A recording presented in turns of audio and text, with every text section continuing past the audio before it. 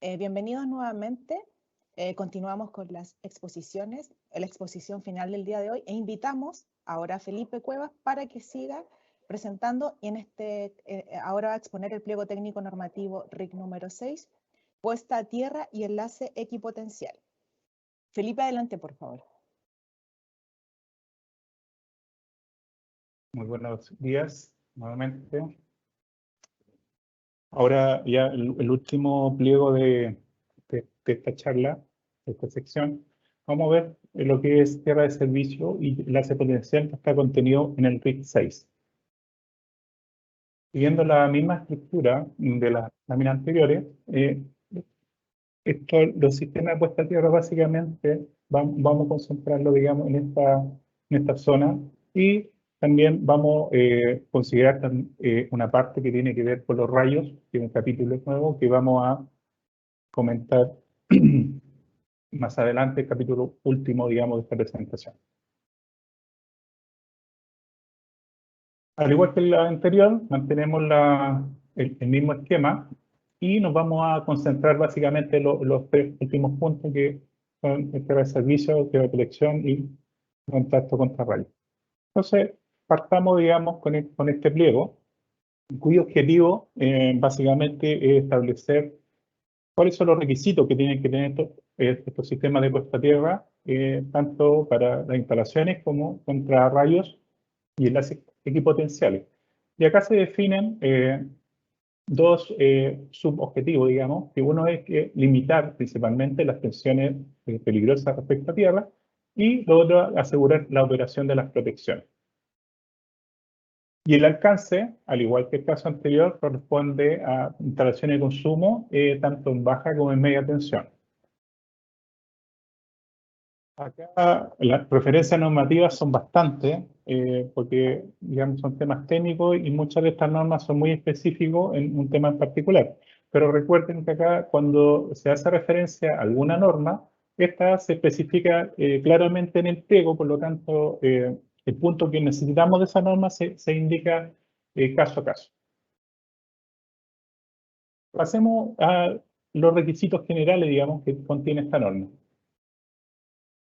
Acá, en el artículo 5.1, describe cuáles, digamos, algunas características que deben cumplir este sistema de puesta a tierra, pero quiero recalcar lo que está indicado en color azul, que se refiere a la responsabilidad, por un lado, del diseño, y por otro, en este caso, el profesional que diseña el sistema de puesta a tierra va a ser responsable del diseño de este sistema, no así de su ejecución en terreno e instalación. Pero también quiero aclarar algo importante acá. Por ejemplo, si el problema del sistema de puesta a tierra obedece al diseño y no a la ejecución puede haber quedado perfectamente, pero el diseño estaba erróneo, en este caso el responsable de eso va a ser el diseñador. Por el contrario, si el diseño estaba correctamente realizado, pero la instalación fue deficiente, en este caso la responsabilidad la va a llevar el profesional que ejecute este sistema de puesta a tierra. En el punto 5.2 ya empezamos a hablar todo lo que tiene que cumplir básicamente respecto a tensiones de paso y contacto. Recordemos que las tensiones de paso es la que puede dar, en promedio se considera un paso de 1 metro, y que una persona puede quedar sometida a una diferencia potencial cuando hay algún tipo de descarga en algún elemento eléctrico. Y de tensión de contacto es cuando esta persona, por alguna razón, toca un elemento que puede estar con algún nivel de, digamos, de tensión respecto a su referencia de puesta a tierra.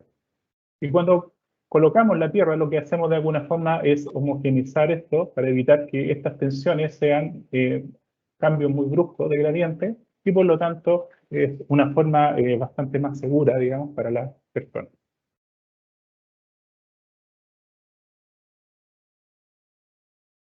En el 5.3 amplía un poco lo que vimos en los objetivos. Aquí dice todas, digamos, las funciones que debería cumplir un sistema de puesta a tierra, que va desde garantizar la seguridad a las personas a través de en el puntero, garantizarle sobre las personas y a los seres vivos. También lo que acabamos de ver, los voltajes de paso y contacto, que se mantenga dentro de valores aceptables o tolerables. También un tema muy relevante es permitir a las protecciones despejar las fallas de forma rápida. Otro punto es servir de referencia de un sistema eléctrico. Por ejemplo, cuando se corta el neutro, que la puesta a tierra de servicio en este caso cumple una función de estabilizar un poco la tensión. También disipar fallas, ya sea de electrostática o de rayos, etcétera, cuando se origina, o una descarga incluso de un equipo a tierra a fin de despejar lo más rápido posible. Y también servir de una conexión de baja impedancia para equipos que se conecten ahí. Entonces, el sistema de puesta a tierra en sí tiene varias funciones. Obviamente, dependiendo si es una tierra digamos, para rayos o una tierra de servicio, una tierra de protección, va a tener cierta importancia uno u otro. En el artículo 5.7 se establece que cuando, por ejemplo, la instalación de consumo es suministrada a través de alta o media tensión, este diseño queda supeditado, digamos, a lo que establece el RIC, perdón, el RPTD número 6 del decreto 109, es decir, los sistemas de puesta a tierra, pero para sistemas desde generación hasta distribución. Tiene que aplicar ese tipo de diseño, obviamente a nivel de tensión que le corresponde. También se hace referencia al anexo 6.1 y esto es importante porque esto es nuevo y ahora se especifica la forma estándar, digamos, que se considerará para efectos de determinar estas tensiones de paso y contacto y cuáles son las tolerables. Y para eso se utiliza este anexo que está basado en el estándar internacional IEEE 80, que es uno de los estándares más masivos y reconocidos a nivel internacional. Otro punto que también es nuevo tiene relación con las puestas a tierra para edificios. Acá el requerimiento dice que se tienen que utilizar elementos de protección probados y estándar, digamos, que permitan dejar toda la estructura a un nivel de equipotencialidad y evitar los riesgos, digamos, desde el enmayado, digamos, del edificio. Entonces, en estos casos, por ejemplo, cuando hablamos de edificios, podría ser que tenemos más de una malla normalmente. Entonces, lo que establece esta norma, que estas mallas, por ejemplo, una tierra de protección, no sé, una tierra para la caída de rayos, etcétera, estas tienen que estar conectadas eléctricamente entre ellas. Ya no podemos tener tierra aislada. Y también, para el caso de edificios de gran altura, también recomienda interconectarla en distintos puntos y estas serían las bajantes, por ejemplo, para una puesta a tierra contra rayos, por ejemplo. Entonces, ¿qué es lo que debemos evitar? También lo especifica este RIC, es lo que está indicado acá, por ejemplo, en la figura 2, que muchas veces se hace otro sistema y dicen conectémoslo a la tierra existente y no hay ningún estudio de por medio, sino llegan y se unen. O el otro efecto es decir, no, yo no me voy a involucrar con la instalación y voy a dejar mi tierra aislada. ¿Qué termina pasando? Que se empiezan a transferir tensiones peligrosas entre las tierras. Entonces, siempre se debe tratar de garantizar la potencialidad y para ello la norma especifica, digamos, cómo hacerlo. Así que ahí ustedes pueden profundizar, pero digamos, es el objetivo, digamos, de este punto. También, continuando ahí en el 5.11.1, también hace referencia al anexo 6.4, que es donde se definen cómo tienen que ser las características de estos conductores que se van a usar para hacer la conexión de equipotencialidad. Y en este caso, si se fijan acá, establece las secciones de estos conductores que deben cumplir para hacer las uniones entre mallas. Y también aquí le pongo una nota que en distintos pliegos se van referenciando, digamos, estas conexiones equipotenciales para que lo tengan presente de acuerdo al tipo de instalación que estén realizando. Otro punto importante se refiere a que hay que tener cuidado con los materiales utilizados en este tipo de tierra. Ya tienen que ser, mantener sus propiedades eléctricas y mecánicas, aun cuando existan condiciones de efectos naturales, digamos, de corrosión o los daños que vayan surgiendo producto de las fallas. También especifica claramente que no puedo usar, conectarme a, por ejemplo, tuberías de agua o de gas o cualquier otro elemento con mi sistema de puesta a tierra. Y el 8.5, que está más adelante, pero lo estoy unido acá, es que dice que los electrodos de puesta a tierra deben garantizar que su resistencia a la corrosión, que está mencionada acá arriba, tenga como mínimo 15 años. Es decir, en el caso eventual que el terreno por alguna razón tenga mucha acidez, o sea, un terreno corrosivo, se tienen que tomar los resguardos, ya sea con algún tratamiento o algo, para evitar que estos conductores se vayan dañando y con el paso del tiempo o en menos de 15 años terminemos con un sistema de tierra que es insuficiente para asegurar a las personas o a las instalaciones respecto, por ejemplo, de una caída de un rayo o una falla importante. También en el punto 5.15 se cambia un poquito los tamaños, ya sea de la camarilla como de la cámara de registro, y ahora la camarilla ya no es de 100 como estaba indicada en la antigua norma 4, sino que es de 160 milímetros de diámetro, y las cámaras de registro son de 30 por 30 como mínimo, eso, digamos, es el piso, no quiere decir que necesariamente tenga esa dimensión. También en esta norma se entrega una serie de anexos que le van a ser, por ejemplo, orientativos, como el anexo que está en la tabla 6.2, que especifica algunas resistividades de terreno de características que pueden usar como para una referencia preliminar de la red, perdón, del diseño de la malla. Asimismo, el anexo 6.6 entrega cuál es el procedimiento de resistividad de terreno para medirla y especifica que puede ser ya sea por el método de Schlumberger o Benner. Y además indica cuáles son las características mínimas que debe tener este equipo, y en este caso, que van de una escala, por ejemplo, de 0,01 ohm hasta un máximo de ciano. Ahora, ¿por qué es importante? Porque más adelante el artículo 11.4 establece que estos equipos deben estar certificados, y ese certificado, que lo tiene que otorgar un organismo acreditado, no puede exceder de 24 meses. Es decir, el certificado que yo tengo que presentar cuando declare la instalación, en el caso específico de instrumentos o equipos para medir resistencia de puesta a tierra, no pueden exceder 24 meses. Así que la tengan presente para que después no rechacen su ingreso de su solicitud.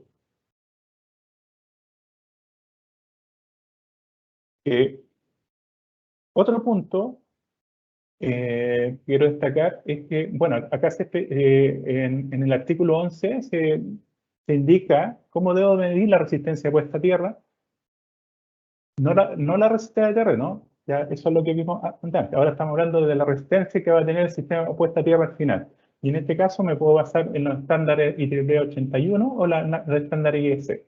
Entonces ahí se entregan varios anexos donde establecen 2 o 3 metodologías que pueden utilizar, y algunas sirven para unas cosas y otras para otras. Por ejemplo, el uso de tenaza, el uso de electrodos para determinar este punto de la curva. Y todo eso está indicado en los anexos. Así que le va también una buena ayuda, digamos, para ustedes que lo estén diseñando y la pueden utilizar. Acá se incorpora en este RIC algo que no estaba en la norma antigua, que es el mantenimiento de los sistemas de puesta a tierra. Como mencioné delante, estos sistemas por diversas razones van perdiendo efectividad, ya sea, por ejemplo, si usé un tratamiento de suelo, normalmente la misma agua, cuando llueve, o las napas subterráneas, van consumiendo esos mejoramientos de suelo utilizados, y esta malla usualmente puede, o incluso dentro de ciertos periodos, puede ir perdiendo esa efectividad. Entonces también esto se puede dar por corrosión o porque la malla en algún momento, por ejemplo, cayó un rayo y dejó delicada algunas conexiones. Entonces hay distintas razones por las cuales una malla puede ir degradando. Entonces se establece un capítulo donde se dan ciertos lineamientos que se tienen que realizar como prueba para lo que es sistema de puesta a tierra. En este caso, establece algunos ensayos que debo hacer, como ensayo de equipotencialidad, ensayo de resistencia a puesta a tierra, de continuidad, etc. Y también establece cómo debo registrar esos trabajos de mantenimiento. Entonces, también especifica ciertas condiciones, qué nivel de corrosión encontré, por ejemplo, qué valor de puesta a tierra. También establece que debo dejar registro fotográfico, por ejemplo, y en el caso también mantener los certificados de calibración de los equipos. Entonces, este capítulo también es importante que después lo puedan profundizar porque es un cambio importante que se produce en esta norma. Entremos ya a lo que es las tierras específicas propiamente tal. Entonces tenemos la tierra de servicio por un lado, que es recordemos que la tierra de servicio es la puesta a tierra del neutro, y su objetivo principal es evitar que se produzcan tensiones que sobrepasen los 250 volts. Y en este caso, el artículo 6.1 establece que esa resistencia no puede superar de 20 ohms. Todo lo que hemos hecho instalación en algún momento sabemos que con una barra o con un elemento es difícil muchas veces llegar a esos 20 ohms por las características del terreno.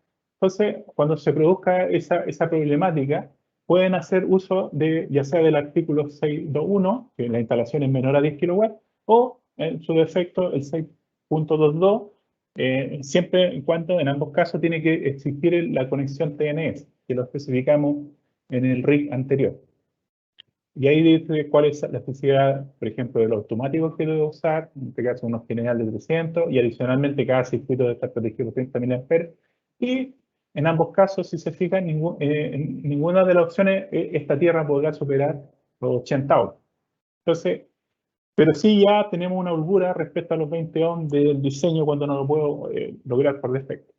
Así que para que lo tengan presente, hay ciertas consideraciones que vamos a tener que tener al momento de diseñar. También ahora lo dice explícitamente que el conductor neutro de cada instalación, ya sea TN o TT, debe estar conectado a tierra. Recordemos que el esquema IT no tiene el neutro conectado a tierra, así que por eso no aparece acá. Y a diferencia, por ejemplo, del anterior, en el anterior se decía que el conductor neutro no debería colocar protecciones, excepto en los casos que actuara simultáneamente con los conductores activos. Ahora no, ahora cambia y por defecto el conductor neutro debe estar protegido con un corte omnipolar que garantice el corte, digamos, de todos los conductores. Entonces este es un cambio relevante, digamos, respecto a la versión anterior. Otro punto tiene que ver con las secciones de los conductores del neutro. Recordemos que antiguamente íbamos a la tabla 10.21 de la norma 4 y decíamos, ok, para una sección, por ejemplo, entre 35 y 70 milímetros, usa base 16 milímetros para el conductor de tierra. Eso ya no corre y ahora, como explicó Julio cuando vimos conductores, ahora va a depender de cómo las características de esta instalación para yo diseñar ese conductor. Por ejemplo, en el caso de una instalación monofásica, el conductor del neutro tiene que tener la misma sección que de la fase, el conductor de tierra. En el caso de una instalación trifásica, que suministre cargas normales, digamos, carga principalmente resistiva o inductiva como las características, que hablamos incandescente, calefacción, fuerza, etc. Ahí, al menos, te digo, porque podría ser más, el conductor neutro va a tener la misma sección de las fases. Ahora bien, en el caso que la instalación tenga elementos que se consideren que inyectan contaminación armónica, estos elementos se tiene dos opciones. Uno, si yo puedo colocar el filtro de armónico y compensarlo en el punto donde está este generador, digamos, de armónico, puedo usar la misma sección de las fases. Y en el caso que no se pueda hacer por alguna razón o por diseño, yo decido colocarlo concentrado en un punto. Ahí los conductores del neutro van a requerir al menos un 50% de sección mayor a la de conductor neutro, y eso podría encarecer. Entonces ahí la decisión la tienen que tomar ustedes como diseñadores, cuál utilizan. En el caso de las tierras de servicio, para, llamémoslo, red de distribución interna, ¿por qué se hace esa diferencia? Porque cuando hablamos de redes de distribución interna, por ejemplo, hablamos de las redes que se usan en parcelaciones o en algunas, por ejemplo, urbanizaciones, en las cuales, por alguna razón, esta red no pertenece o no la administra la empresa concesionaria, sino que por alguna razón la tienen los propietarios. Y en este caso, por ejemplo, la tierra de servicio debe tener la misma consideración, no puede sobrepasar los 250 volts y se tiene que colocar, se tiene que colocar a tierra esta red, ya sea cada 5 postes o cámaras, pero siempre y cuando yo no supere los 200 metros. Si esos postes están muy juntos y sobrepasan los 200, perdón, están muy separados, sobrepasan los 200 metros, yo como límite, cada 200 metros ahí tendría que poner la tierra o fracción de ella, o también recordar en cada punto de los extremos de esta red. Otro tema relevante es que acá no se pide una resistencia específica para cada tierra, sino que el conjunto, recordemos el equivalente en paralelo de resistencia, debe ser menor a 5 ohms. Por lo tanto, en la medida que yo tenga más puesta a tierra, este número se va a ir reduciendo. Otro cambio que se hace acá, que tampoco es tan relevante, pero recordemos que antes el conductor mínimo era 21 milímetros, ahora pasa a 25. Entonces, eso también tienen que tenerlo en consideración cuando estén diseñando. Pasemos ahora a la tierra de protección, que es otro elemento relevante, digamos, dentro de este PEO. Recordemos que la Tierra, lo que cumple es conectar a Tierra cualquier elemento que en condiciones normales no está energizado, pero en condiciones de falla podría ser sometido a alguna tensión peligrosa. Entonces recordemos antes también, igual que el caso anterior, yo iba a la tabla, en este caso la 10.23, y decía, por decirlo de alguna forma, para un conductor de 70 milímetros, conductor de fase, yo tenía que colocar el conductor de tierra como mínimo de 16 milímetros. Esta tabla, como está indicado ahí, ya no corre y tenemos que usar, como dice acá, el anexo 6.7.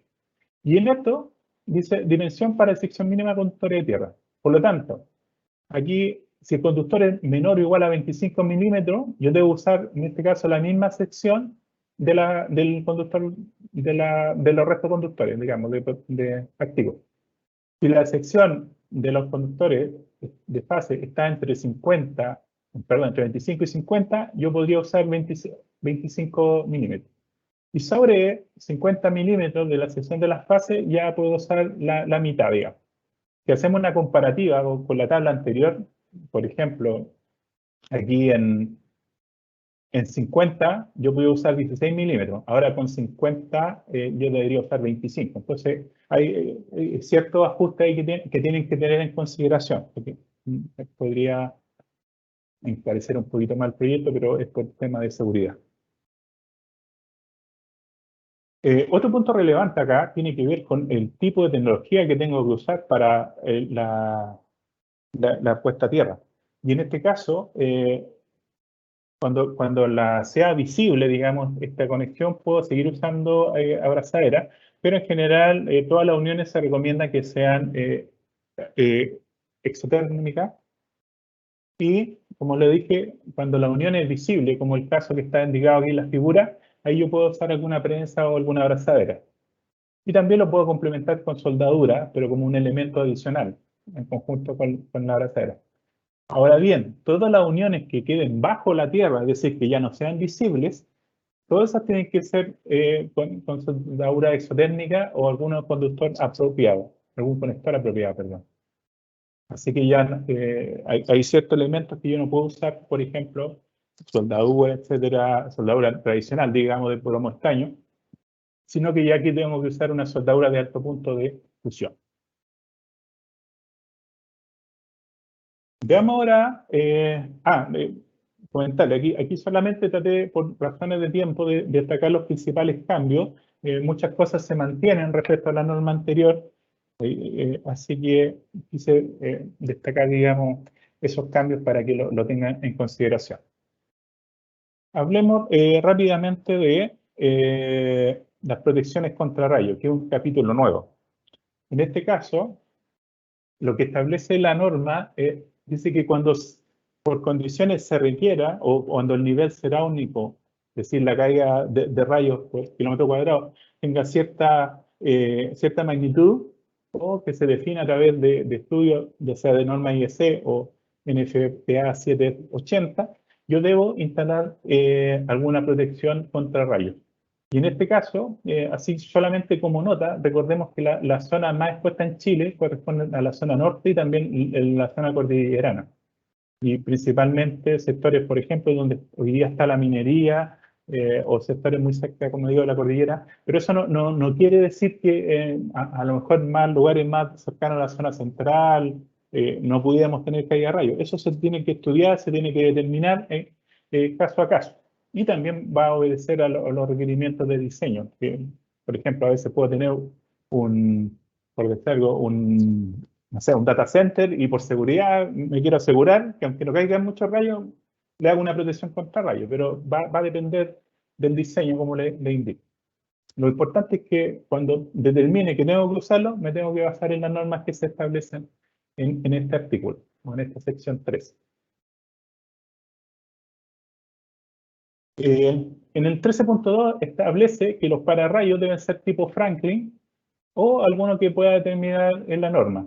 Y estas puntas, digamos, están en los extremos superiores de la instalación. Acá tenemos las bajantes y acá tenemos, por ejemplo, la puesta a tierra.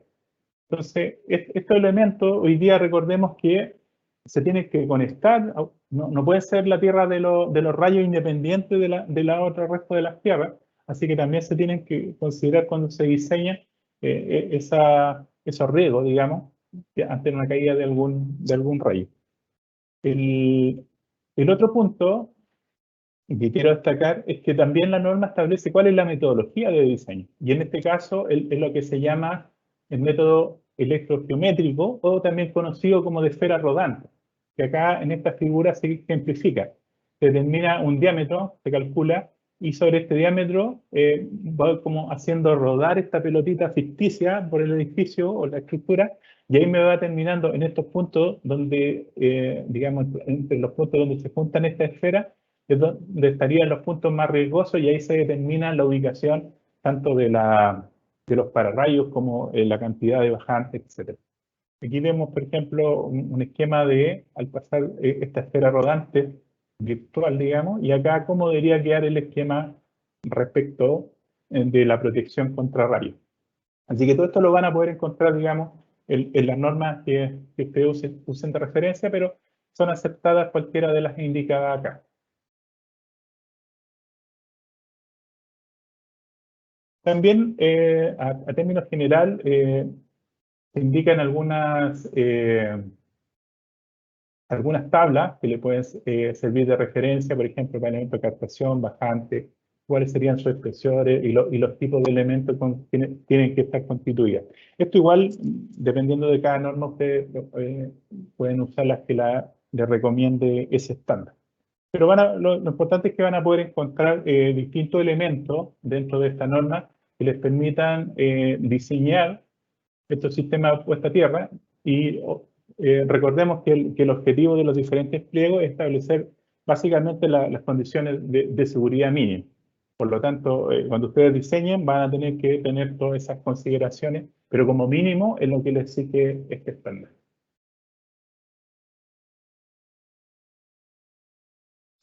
Y finalmente, el último que vemos por hoy día, por ejemplo, en los lugares que se requiera, que yo, dependiendo del nivel, esto será único, determine que se requiere para rayo, me tengo que asegurar que tengan todos los elementos, por ejemplo, antenas, chimenea, torre de comunicación, tuberías que sobresalgan, o el mismo techo que es metálico conectado a estos terminales para protegerlos.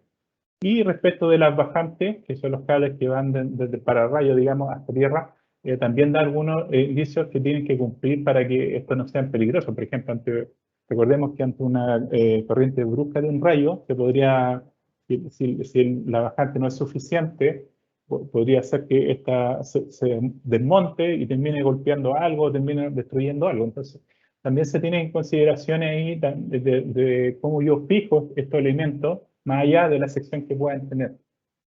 Y la tabla 6 también especifica algunas distancias de separación, tanto para las bajantes como los niños, dependiendo del nivel de protección contra rayos que se requiere. Así que es un capítulo donde ustedes van a poder encontrar, digamos, diferentes referencias para que puedan diseñar estos sistemas de puesta a tierra de forma segura. Así que agradezco su atención. Sé que le pueden quedar muchas dudas y recuerden que las pueden hacer a la página de la superintendencia y ahí con gusto la atenderemos. Y así que me despido por el momento, agradezco su atención y le doy el paso a nuestra colega María Isabel. Gracias.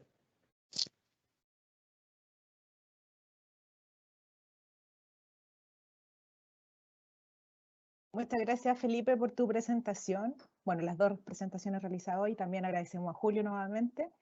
Y a continuación procederemos a responder las consultas que han realizado a través del chat de consultas habilitado para tal efecto. Ya.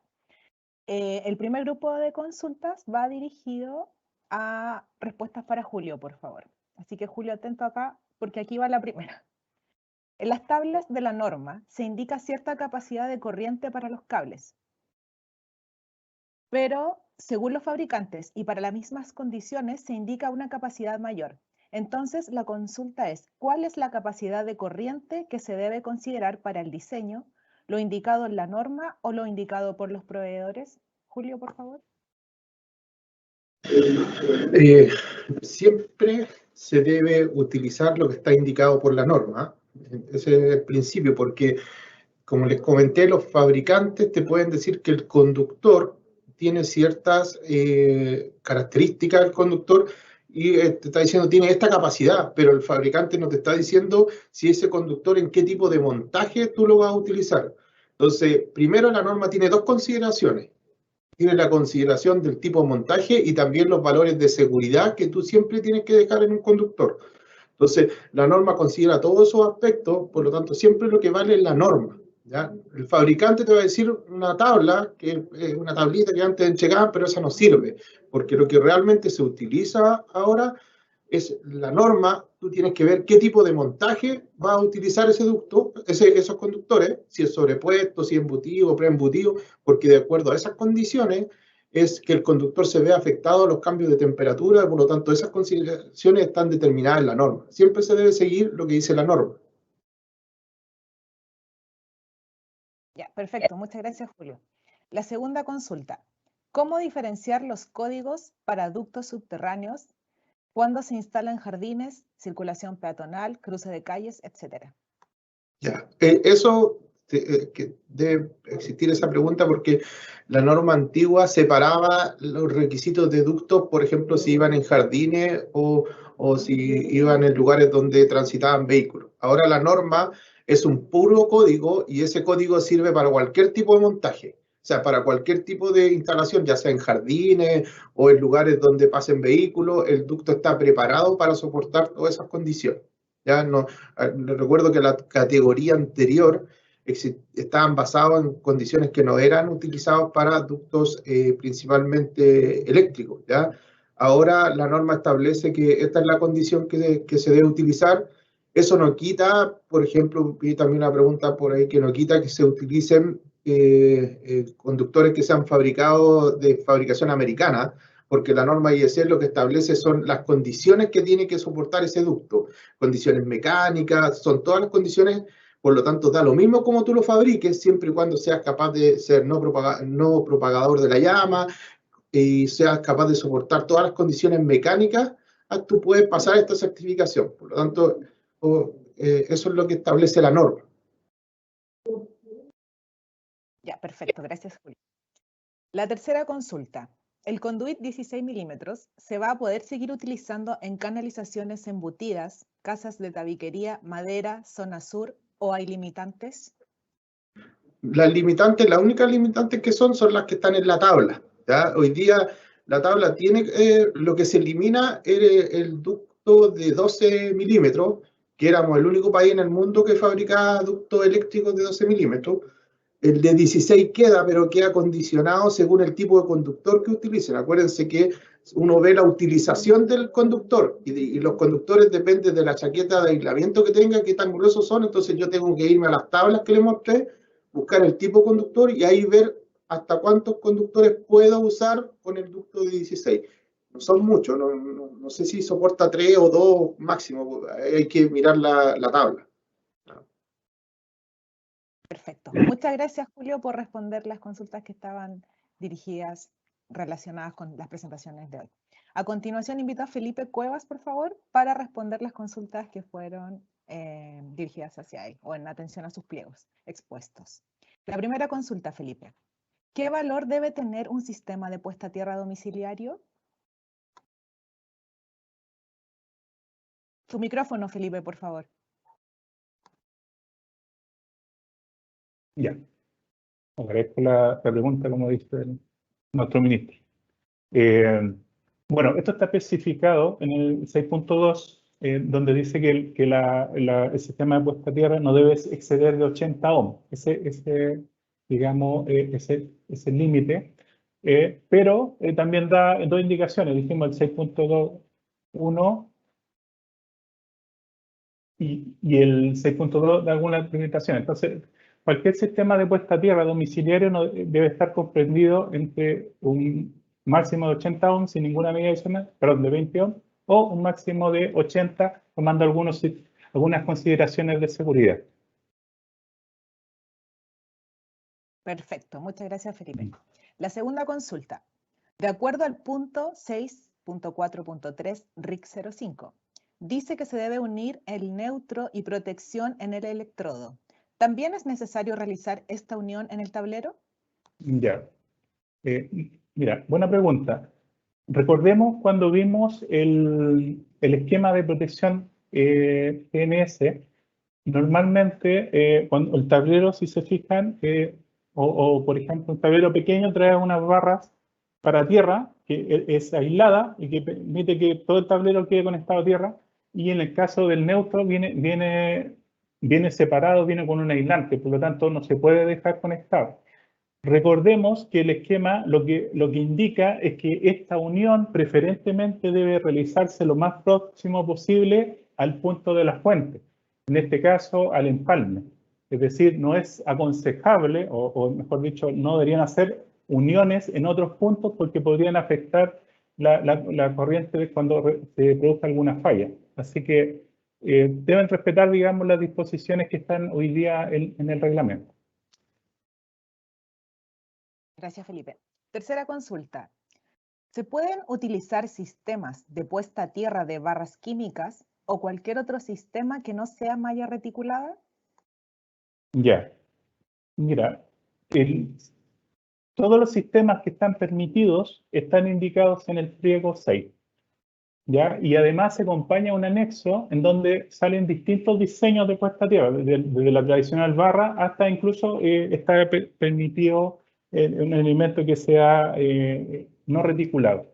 Así que, digamos, si está permitido en la norma, lo pueden utilizar. Pero, insisto, las condiciones de diseño y la responsabilidad del mismo van a recaer en este caso en el usuario. Y respecto al tema químico, tengo entendido que estas todavía no están autorizadas, pero tenemos los estudios finales y además que la mayoría de ellos requieren como insumos, son como la impresora. Cada cierto tiempo tengo que estar incorporándole elementos químicos y eso no necesariamente lo va a hacer el propietario.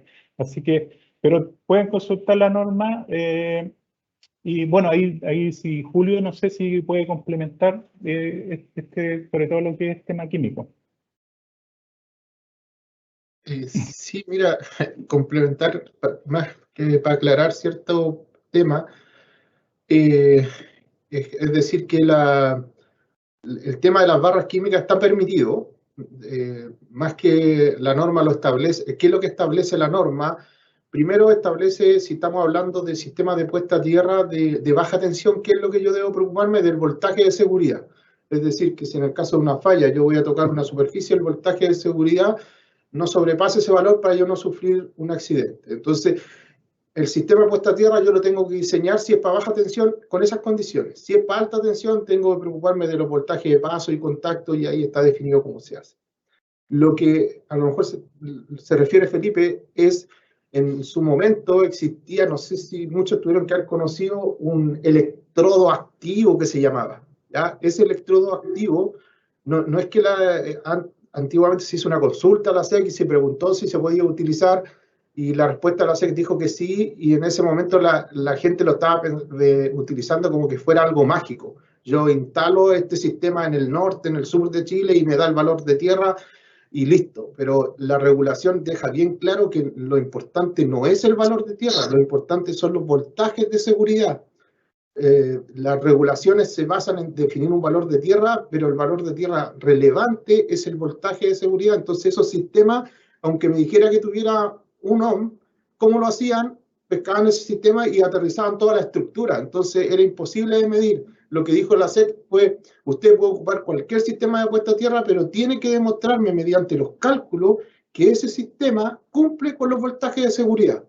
Entonces ese sistema yo lo podría usar adicional a un sistema de puesta a tierra, sí, pero solo como un sistema de puesta a tierra, el electrodo activo no se puede utilizar porque hasta la fecha no ha sido capaz de demostrar cómo se cumplen los voltajes de seguridad, porque el sistema de puesta a tierra se debe ensayar en forma aislada, no conectado con la estructura. ¿Ya? Entonces el electrodo activo no funciona si no está conectado a la estructura. Entonces no se pueden validar esos valores. Pero sí, las barras químicas son sistemas que se utilizan y están utilizados por la norma, y hay una norma, el mismo pliego establece normas que deben cumplir esos sistemas. A ver, para aclarar eso. María Isabel. Muchas gracias, Julio y Felipe, por la respuesta complementaria a esta consulta. Y finalmente, la última pregunta para Felipe es la siguiente. ¿Las cadenas de un edificio en construcción se pueden utilizar como tierra? ¿Se conectan entre sí? ¿Es necesario al final conectar una barra Cooper adicional o es obligación aterrizar el sistema en una malla de servicio? Ya, mira, de por sí, recordemos que las cadenas y las uniones que tienen las cadenas obedecen a otra función, que tiene que ver con la estabilidad del edificio estructural, pero no necesariamente tiene un buen comportamiento eléctrico. Por lo tanto, como indiqué en el pliego, se debe referenciar a la norma y utilizar las medidas de conexión que son recomendadas ahí.